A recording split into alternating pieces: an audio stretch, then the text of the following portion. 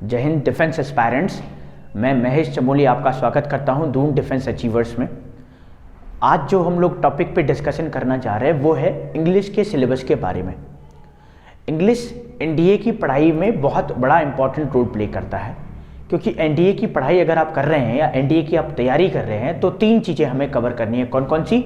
एक तो maths cover करना है, एक जीएस कवर करना है और एक करना है इंग्लिश। तीन ही सब्जेक्ट हैं जिन पे हमें कमांड करनी है।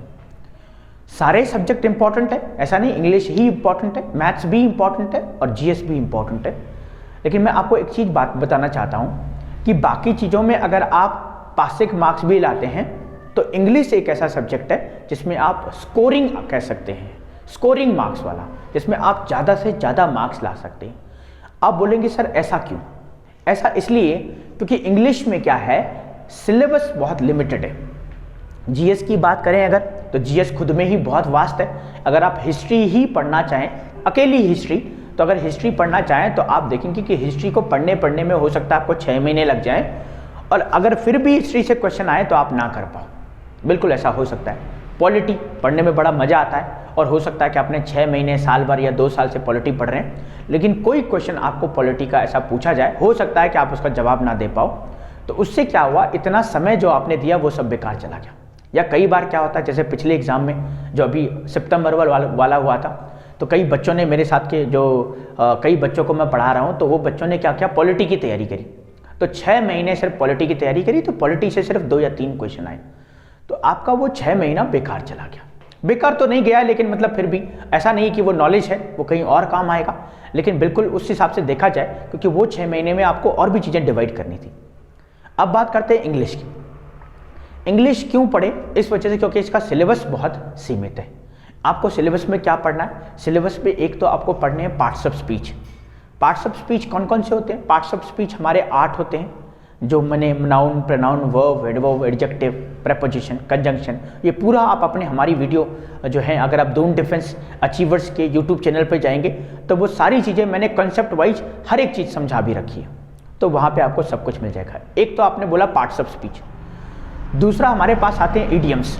ईडियम्स बहुत ही आसान होते हैं। ईडियम्स एंड फ्रेजेस जिनको कहते हैं, मुहावरे या लोकोक्तियाँ जिनको कहते हैं, बहुत आसान होते हैं याद करने, और कई बार एनडीए में कई सारे क्वेश्चन तो रिपीट हो जाते हैं।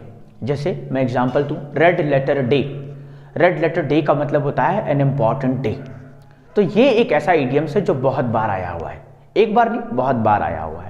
तो ऐसे ही कई ईडियम्स रिपीटेड आते हैं, एक साल को छोड़ करके दूसरे तीसरे साल आ जाएंगे। एक तो ये। अच्छा, एक हमने बात करी पार्ट्स ऑफ स्पीच की, दूसरी हम लोगों ने बात करी किसकी? Idioms and phrases. थर्ड मैं बात कर रहा हूँ वोकैबुलरी। वोकैबुलरी सिनोनिम्स और एंटोनिम्स दोनों तरह के वोकैब्स का ही पार्ट है सिनोनिम्स और एंटोनिम्स, और वोकैब्स का ही पार्ट है वन वर्ड सब्स्टिट्यूशन। ये तीनों वोकैब के पार्ट है। तो वोकैबुलरी आप कैसे याद करेंगे? मैंने बताया हुआ है कि वोकैबुलरी कैसे याद करें, तो उसमें मैंने कई सारी ट्रिक्स बताई हैं। ये मैंने खुद यूज़ किया हुआ है। जब मैं स्टूडेंट हुआ करता था तो मैं ऐसे ही याद करता था। बहुत हेल्प करेगा आपको। ऐसा नहीं कि हर किसी के लिए वो यूज़फुल होगा, लेकिन ज़्यादातर बच्चे जो हैं, आप एक बार अप्लाई करके देखें। आई होप आपको बड़ी हेल्प मिलेगी इस ट्रिक से। तो वो आपको वीडियो में दून डिफेंस अचीवर्स, आप यूट्यूब चैनल पर जाएंगे तो आपको वहाँ पर मिल जाएगा कैसे वोकैब्स को याद करें, ट्रिक्स जो है वोकैब्स को याद करने की। तो 3 चीज़ें हो गई, पार्ट्स ऑफ स्पीच, दूसरा हो गया हमारा इडियम्स, तीसरा हो गया हमारा वोकैब्स। और वोकैब्स एक्चुअली तीसरा नहीं, तीसरा और चौथा हो गया, क्योंकि वोकैब्स के अंदर सिनोनिम्स और एंटोनिम्स 2 पार्ट हो गए, तो 4 हो गए।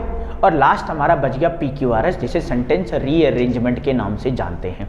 सेंटेंस रीअरेंजमेंट, जिसमें पैराजम्बल्ड भी आप इसे कहते हैं, S1 S6 के नाम से भी CDS में आ जाता है। तो ये कई सारे जो है 5 तरह के हमारे पास लेवल हैं जो हमें क्वालिफाई करने हैं इंग्लिश के सिलेबस को कमांड करने के लिए। अब आपने बोला सर ठीक है 5 चीज़ें हैं हम लोग पढ़ लेंगे, लेकिन कौन सी चीज़ कितना वेटेज से आती है हमारे एनडीए के एग्ज़ाम में?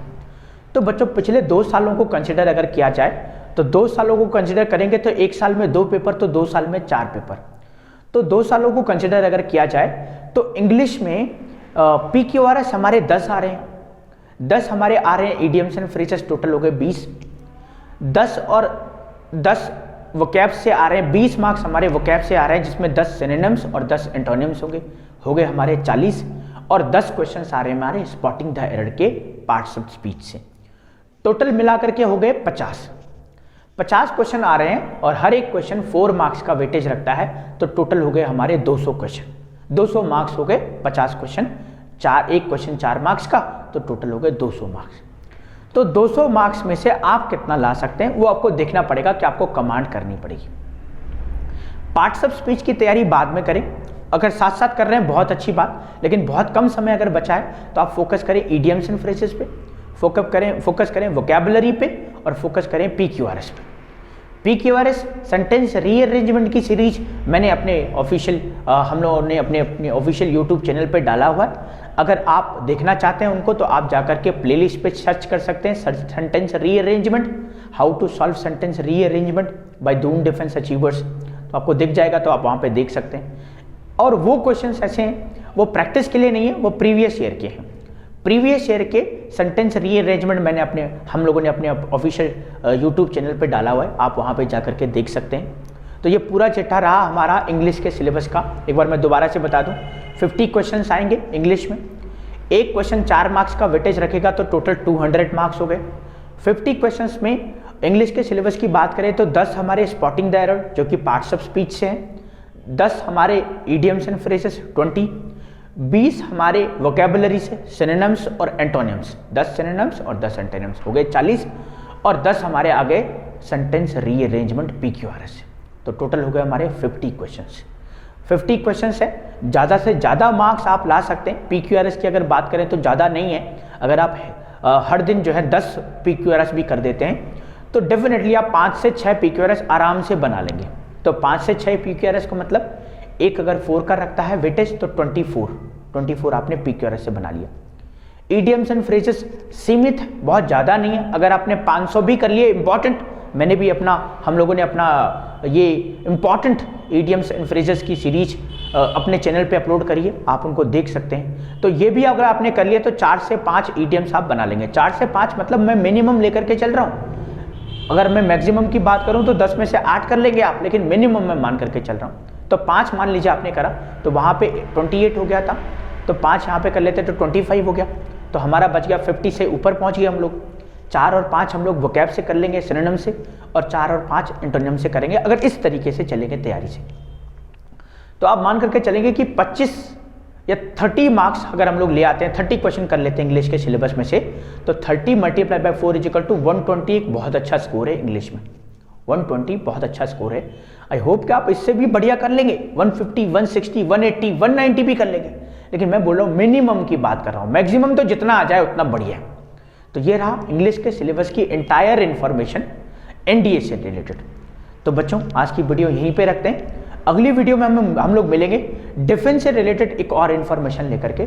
अगर आप भी डिफेंस की तैयारी कर रहे हैं तो चैनल को सब्सक्राइब कर लीजिए और बेल आइकन दबा दीजिए, ताकि आपको डिफेंस से related information time to time मिलती रहे।